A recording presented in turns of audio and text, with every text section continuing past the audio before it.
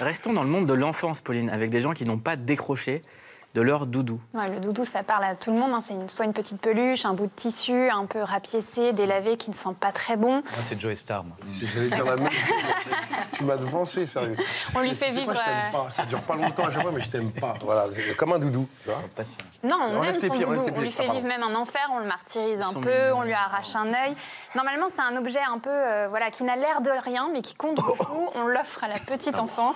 Excuse-moi, Pauline, il a bu le café de Joey Star. Il a l'air d'être fort, c'est Voilà, le café du dimanche. C'est thérapeutique. Voilà. Je pourrais avoir l'adresse de ton café. C'est son doudou. C'est son doudou. Et donc le doudou, à la petite enfance, normalement, après on le délaisse en grandissant. Sauf que de plus en plus d'adultes assument le fait d'avoir un doudou pour s'endormir. J'ai rencontré Camille, elle a 31 ans. Et depuis ces 6 mois, elle n'a jamais quitté son doudou. J'assume, puisque là, je fais quand même mon coming out de doudou devant beaucoup de monde. Donc ça va. Moi, j'ai eu mon doudou quand j'avais 6 mois. Et aujourd'hui, j'ai 31 ans. Et je l'ai toujours. Il est où ce doudou? Il est dans ma chambre, si tu veux venir le voir. Ok. Il est rangé sous mon oreiller. Voilà. Ok, voilà le fameux doudou. Voilà l'horreur.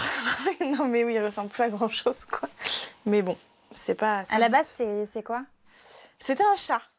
Mais le temps a fait son œuvre. Si je pars avec quelqu'un, avec un amoureux, je vais pas forcément dormir avec ou l'emmener quelque part. Mais par contre, si je suis toute seule ou dans mon travail, j'ai été amenée à beaucoup voyager, ouais, il est tout le temps dans ma valise. C'est l'objet que j'ai depuis le plus longtemps dans ma vie. C'est quelque chose d'intime, en fait, et ça me rassure. Je vais le toucher comme ça, et puis le caresser un peu, et puis je m'endors. Bon, le doudou, c'est un peu notre première assurance vie. C'est super dégueulasse comme sujet. Moi, j'ai eu des... Ouais, mais c'est un truc On sentimental. va comprendre dans un instant pourquoi je t'invoque ça chez Joey, mais continue. Ah oui, non, ouais, j'ai un vrai Ça permet de s'affirmer aussi. J'ai aussi rencontré Amélie, elle a 32 ans, et en fait, son doudou, c'est un peu son compagnon le plus fidèle. Donc toi, ton doudou, il a une histoire particulière? Bah surtout, c'est pas... Enfin, le doudou que je vais te montrer, c'est pas mon vrai doudou. Il a que 10 ans, donc c'est pas le doudou que j'avais quand j'étais gamine. Il ressemblait à quoi, le doudou d'avant? Et il ressemblait plus à rien, parce que lui, il est quand même très beau, vu qu'il est intermittent, qu'il sert pas tous les jours, enfin pas tous les soirs. C'était globalement un petit carré comme ça, avec une petite tête de lion, mais sur le coin. Et à terme, il partait un petit peu en lambeaux. Je l'ai perdu dans une chambre d'hôtel. Je m'en suis aperçue quand je suis rentrée chez moi.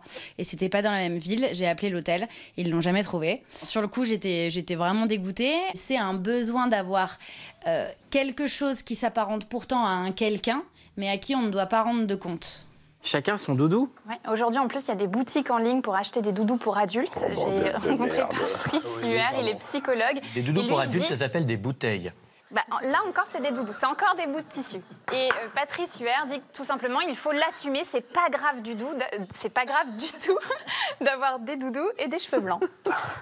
Au nom de quoi on jugerait mal un adulte qui aurait besoin de cet objet à ses côtés? Aujourd'hui, oui, il y a plus de liberté à dire ces choses-là, avec moins de sentiments de honte, encore que ça reste très fort. Hein. Il y a une pression sociale, parfois familiale, etc., qui associe doudou égale immaturité égale bébé. Et donc, quand on grandit, on laisse ce truc de côté. Tu vas pas trimballer ce vieux chiffon, là, encore, maintenant, tu es assez grand quand même, etc. C'est quand même une question de lien aux autres, le doudou.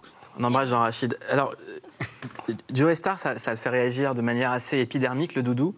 Parce qu'en vérité, il y a une affaire hyper triste dans le livre que vous avez écrit avec Philippe Manœuvre, Mauvaise réputation. Il raconte que votre doudou, votre copain d'enfance, c'était votre lapin. Non, en fait, ça n'a pas été... j'ai pas eu le temps que ce soit mon doudou.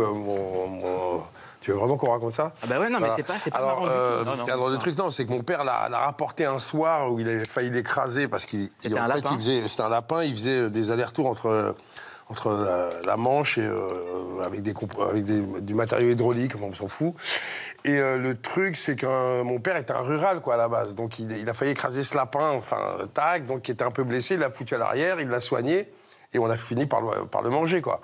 C'est-à-dire que moi, au moment où j'avais jamais eu de chien, d'animal de compagnie ou autre.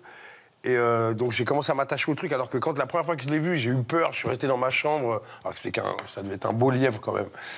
Tac, et en fait, le truc, c'est que quand j'ai commencé à m'y attacher 2 semaines après, on va dire, le mec est arrivé, il lui a mis un coup de planche derrière le crâne, il l'a ouvert, et puis on l'a mangé, quoi. Donc, c'est pas ça, un doudou. Moi, j'ai des enfants. On voit le résultat. Voilà.